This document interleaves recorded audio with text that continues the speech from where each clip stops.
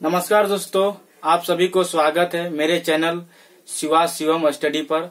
चलिए आज शुरू करते हैं क्लास 9 का चैप्टर 1 का प्रश्न वाली 1.1 का क्वेश्चन नंबर 4 को सॉल्व करेंगे। उसके अंतर्गत क्वेश्चन नंबर 4 के अंतर्गत 3 क्वेश्चन है, तीनों को बारी बारी से अच्छे से उसको क्या करेंगे, सॉल्व करेंगे। देखिए आप लोग, मैं जिस तरह क्लास में पढ़ाई होती है उस तरह आराम से समझाऊंगा और इसको आप लोग क्या कीजिए, एकदम बैठ जाइए, इसको पढ़िए आराम से, इसको नोट डाउन कीजिए, वीडियो को पॉज कीजिए, पॉज करने के बाद उसको लिखिए, नोट डाउन कीजिए। और कोई भी इसके बावजूद भी कोई अगर कठिनाई होती है, कोई प्रॉब्लम होता है तो आप लोग व्हाट्सएप कर सकते हैं या फिर डिस्क्रिप्शन बॉक्स में उसको लिख के कमेंट कर सकते हैं। चलिए शुरू करते हैं। ठीक है, क्वेश्चन नंबर 4 में क्या है, नीचे दिए गए कथन सत्य है या असत्य है, कारण के साथ अपने उत्तर दें। जो क्वेश्चन है, जैसे कि प्रत्येक प्राकृत संख्या पूर्ण संख्या होती है, प्रत्येक प्राकृत संख्या पूर्ण संख्या होती है, इसका जवाब देना है सत्य है या असत्य। अगर सत्य है तो उसका कारण भी देना है, अगर असत्य है तो क्यों है इसका भी कारण चाहिए। तो इसको सॉल्व करते हैं। इसको सॉल्व करने से पहले मैं कुछ उदाहरण समझाता हूं, उसके मदद से ये क्लियर होगा आपको। चलिए शुरू करते हैं। तो प्राकृत संख्या को किससे डिनोट करते हैं, n से। तो n का मतलब हो गया प्राकृत संख्या। तो क्या क्या होता है, 1 2 3 4 5, ये इसका अनंत तक जाएगा, ये आपका अनंत तक जाएगा। प्राकृतिक संख्या 1 2 3 4 5, ये इसका कोई अंत नहीं है, ये चलते रहेगा। यानी हम कह सकते हैं कि सबसे बड़ी प्राकृतिक संख्या को नहीं निकाल सकते। सबसे छोटी प्राकृतिक संख्या क्या है, तो 1 है। अब देखिए, अब पूर्ण संख्या को किससे डिनोट करते हैं, तो पूर्ण संख्या को W से डिनोट करते हैं। तो वो क्या होता है आपका, 0 होता है, 1 होता है, 2 होता है, 3 होता है, 4 होता है, ये भी अनंत तक जाएगा। इसको भी क्या, W यानी पूर्ण संख्या को भी, सबसे बड़ी पूर्ण संख्या को नहीं निकाल सकते, इसका भी कोई अंत नहीं है। लेकिन सबसे छोटी पूर्ण संख्या क्या होगा, तो 0 होगा। तो इसके बारे में सेपरेट वीडियो में बना चुका हूं, उसको देखकर आप लोग क्लियर कर सकते हैं, मैं उतना डिटेल में नहीं जाऊंगा यहाँ पर। तो चलिए क्वेश्चन पे आते हैं। प्रत्येक प्राकृत संख्या पूर्ण संख्या होती है। जितना भी प्राकृत संख्या, जैसे 1 2 3 4 5 अनंत जितना भी है, सब क्या है आपका, क्वेश्चन कहती है कि जो पूर्ण संख्या के अंतर्गत आती है। तो हाँ, बिल्कुल सही है, ये सत्य है। देखिए ये यहाँ भी आता है, 2 है, यहाँ भी 2 आता है, यहाँ 3 है, यहाँ भी 3 आ रहा है, यहाँ 4 है, यहाँ भी 4 आ रहा है, ये 5, इधर भी 5 आएगा। तो जितना भी प्राकृत संख्या है वो सभी क्या होगा, आपका पूर्ण संख्या के अंतर्गत आएगा। तो ये कह सकते कि ये हम लोग का जो स्टेटमेंट दिया हुआ जो कथन है ये सत्य है। तो उत्तर में लिखेंगे हम लोग सत्य है। अब इसको कारण देंगे, क्यों, तो क्योंकि प्रत्येक प्राकृत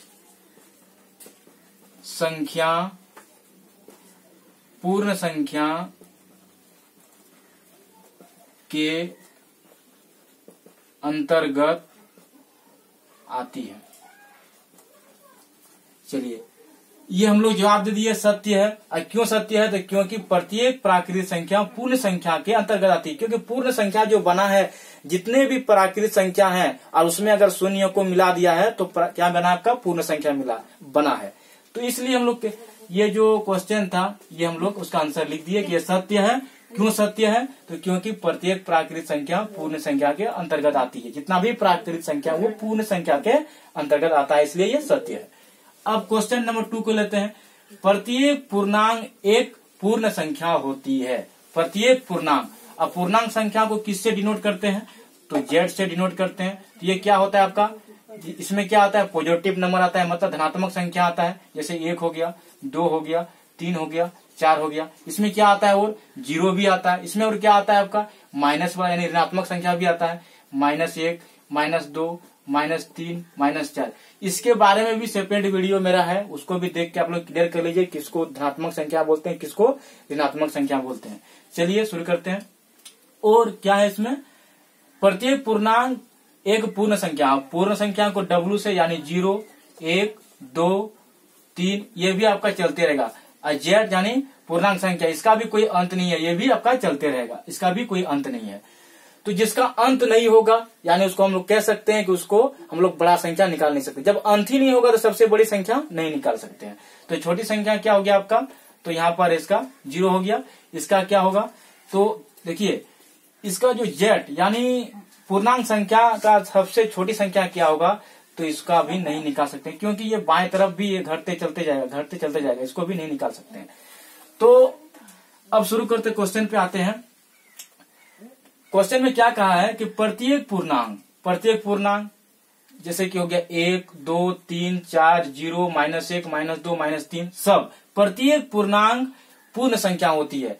तो 1 तो होता है, 2 तो होता है, 3 तो होता है, 4 तो होता है, 0 तो होता है, लेकिन -1, -2, -3, -4 क्या है आपका एक पूर्णांक संख्या है, लेकिन पूर्ण संख्या के अंतर्गत नहीं आता है। तो इसलिए ये जो कथन है ये क्या आपका गलत है। तो यहाँ हम लोग लिख सकते हैं उत्तर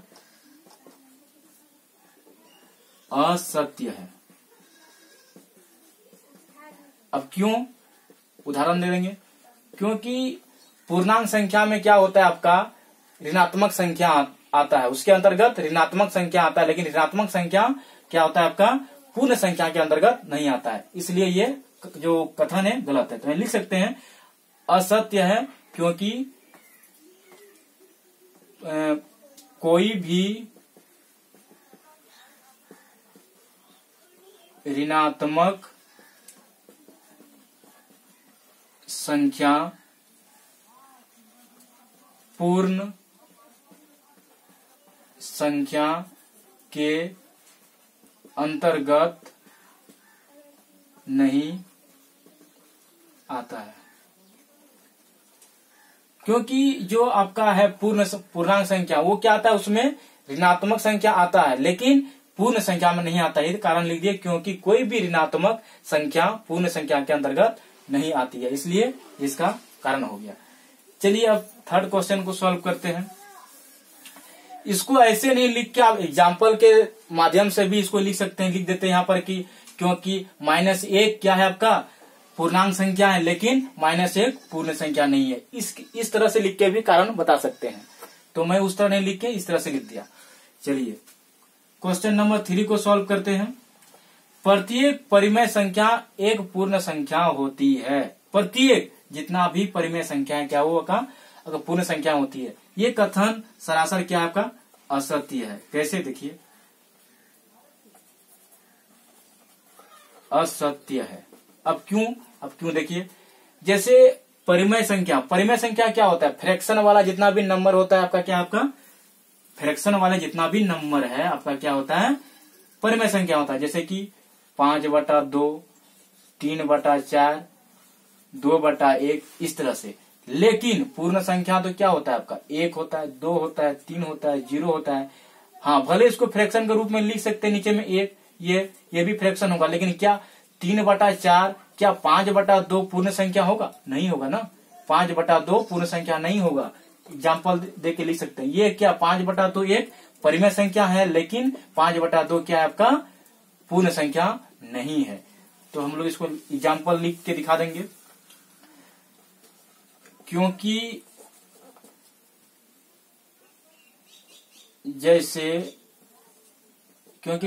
5/2 या 3/4 आदि अनेक